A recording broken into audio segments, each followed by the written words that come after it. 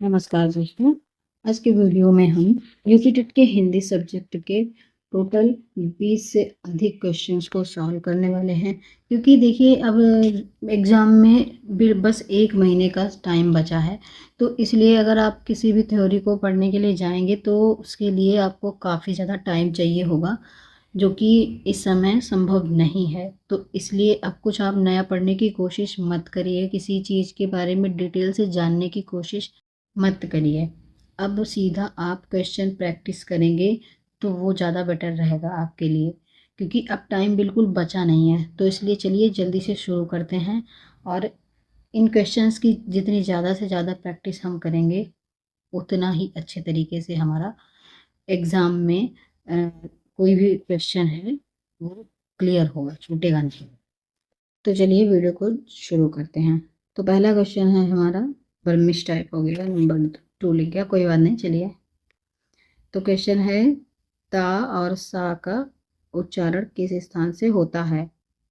Option है ए कंठ, B दंत, ओष्ठ और तालव्य। इन चारों में से ता और सा का उच्चारण किस स्थान से होता है?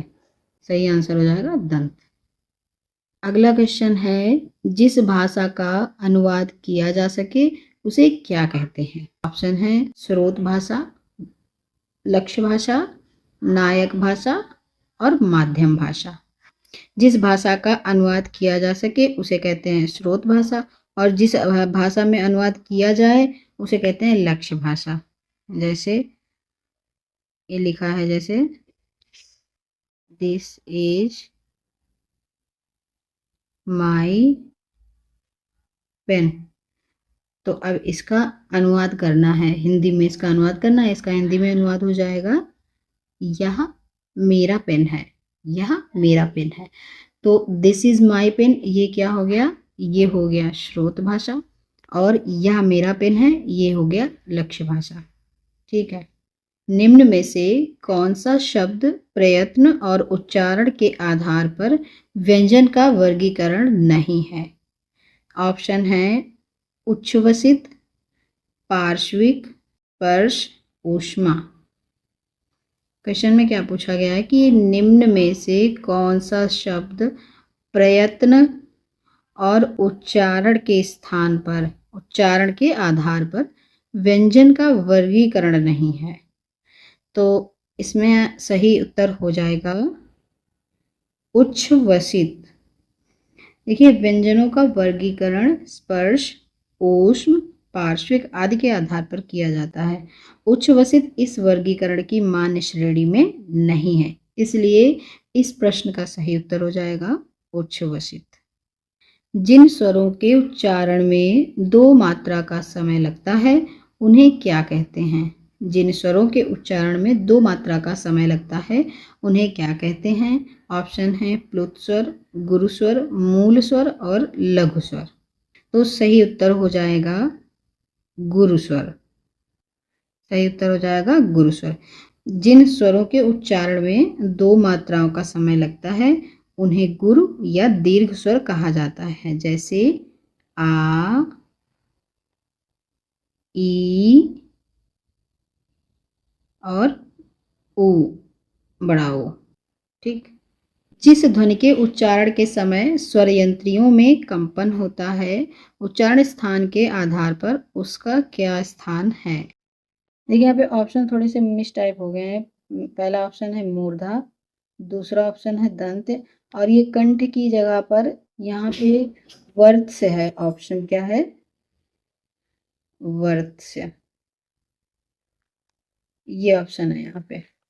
और चौथा ऑप्शन है कंठ। सही उत्तर हो जाएगा कंठ। स्वर तंत्रियों में कंपन कंठ क्षेत्र में होता है, इसलिए इसका संबंध कंठ से माना जाता है। जीभ के आधार पर स्वर कितने प्रकार के होते हैं? 2, 3, 4 या 5? तो सही उत्तर हो जाएगा 3 प्रकार के होते हैं। जीभ की स्थिति के आधार पर स्वर जो है 3 प्रकार के होते हैं। कौन कौन से होते हैं? अग्र स्वर, मध्य स्वर और पश्च स्वर। निम्नलिखित में से कौन सा दीर्घ स्वर नहीं है? ऑप्शन देखते हैं, आ, ई, उ इन चारों में से दीर्घ स्वर कौन सा नहीं है? और दीर्घ का मतलब जिनमें दो मात्राएं होती हैं। अभी ऊपर क्वेश्चन में पढ़ा था दीर्घ या गुरु स्वर जो था, इसमें दीर्घ स्वर कौन सा नहीं है?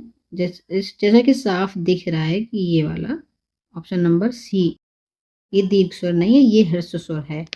जिनका उच्चारण स्वतंत्रता से होता है और जो व्यंजनों के उच्चारण में सहायक होते हैं उन्हें क्या कहते हैं? तो ऑप्शन है संज्ञा, दूसरा ऑप्शन है स्वर और व्यंजन विसर्ग।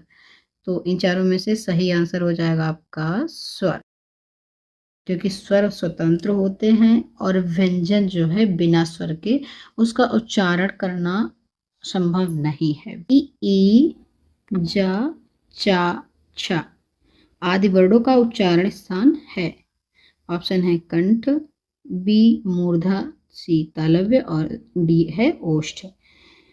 तो ये जो ई, जा, चा और छा आदि वर्ण हैं जो इनका उच्चारण स्थान क्या हो जाएगा? इनका उच्चारण स्थान हो जाएगा तालव्य।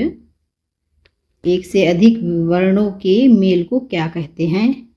ऑप्शन है अक्षर, दूसरा ऑप्शन है स्वर, तीसरा ऑप्शन है व्यंजन और चौथा ऑप्शन है अनुस्वार। तो एक से अधिक वर्णों के मेल को क्या कहते हैं? एक से अधिक वर्णों के मेल को अक्षर कहते हैं। निम्नलिखित में से कौन सा कंठ तालव्य वर्ण है? ऑप्शन है उ, ए, अ, आ। कंठ तालव्य वर्ण इसमें से हो जाएगा ऑप्शन नंबर सी, ए। अगला प्रश्न है प्रत्येक वर्ग का दूसरा और चौथा वर्ण क्या कहलाता है? ऑप्शन है महाप्राण, अल्पप्राण, व्यंजन, अनुनासिक। सही उत्तर हो जाएगा ऑप्शन नंबर ए, महाप्राण। वर्गों के दूसरे और चौथे वर्णों के उच्चारण में अधिक श्वास निकलती है, यानी अधिक वायु निकलती है, इसलिए इन्हें महाप्राण वर्ण कहा जाता है। लिपि चिन्हों के क्रमबद्ध समूह को क्या कहते हैं? ऑप्शन है अक्षर, वर्ण, वर्ण समूह और वर्णमाला। सही उत्तर हो जाएगा वर्णमाला कहते हैं। ऐसी कौन सी दो मात्राएं हैं जिनका प्रयोग तो किया जा सकता है किंतु उनका समावेश स्वर में नहीं किया जा सकता है? ऑप्शन देखते हैं आ और ई, अंग और आ, रि और उ, अंग और आ। तो यहाँ पे सही उत्तर जो है, सही उत्तर हो जाएगा अंग और आह। उच्चारण की दृष्टि से संबल ध्वनि, संबल ध्वनि का कौन सा वर्गीकरण है? ऑप्शन है संयुक्त ध्वनि, युग्मक ध्वनि, संयुक्त ध्वनि और द्वित्व ध्वनि। तो यहाँ पे सही उत्तर हो जाएगा युग्मक ध्वनि। संबल ध्वनि क्या होती है? संबल ध्वनि दो ध्वनियों के मेल से बनने वाली ध्वनि होती है। इनमें से कौन सी देवनागरी लिपि की वर्ण ध्वनि नहीं है? कौन सी देवनागरी लिपि की वर्ण ध्वनि नहीं है? ऑप्शन है ग्रीवा ध्वनि, मूर्धा ध्वनि, कंठ ध्वनि और दंतोष्ठ ध्वनि।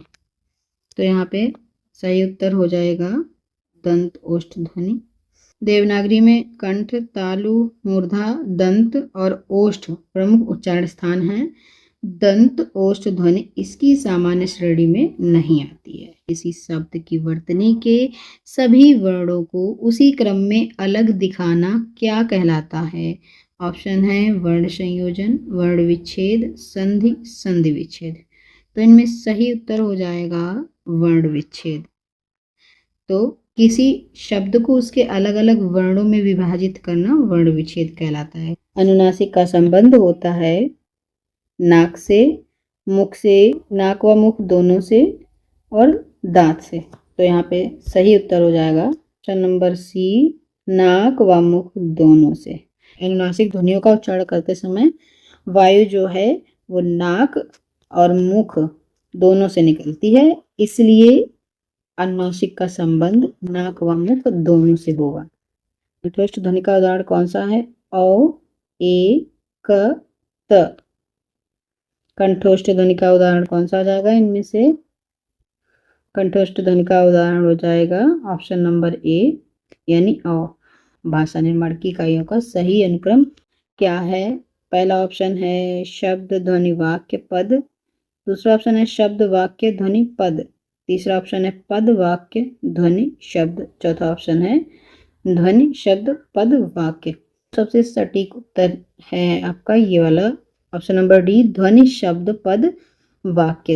ये भाषा की सबसे छोटी इकाई ध्वनि है। ध्वनियों से शब्द बना, फिर शब्दों से पद बना और फिर पदों से मिलकर के वाक्य बनता है। इसलिए सही क्रम हो जाएगा आपका ऑप्शन नंबर डी। स्पर्श संघर्षी वर्ग कौन सा है? तो ऑप्शन है इसमें ऊष्म, का वर्ग, टा वर्ग और चा वर्ग। स्पर्श संघर्षी वर्ग कौन सा है? चा वर्ग है। चा वर्ग के वर्णों में स्पर्श और संघर्ष दोनों की विशेषता पाई जाती है, इसलिए इसे स्पर्श संघर्षी वर्ग कहा जाता है। विवृत स्वर कौन सा है? ऑप्शन है आ, अ, उ और ई। सही आंसर हो जाएगा ऑप्शन नंबर ए, बड़ा।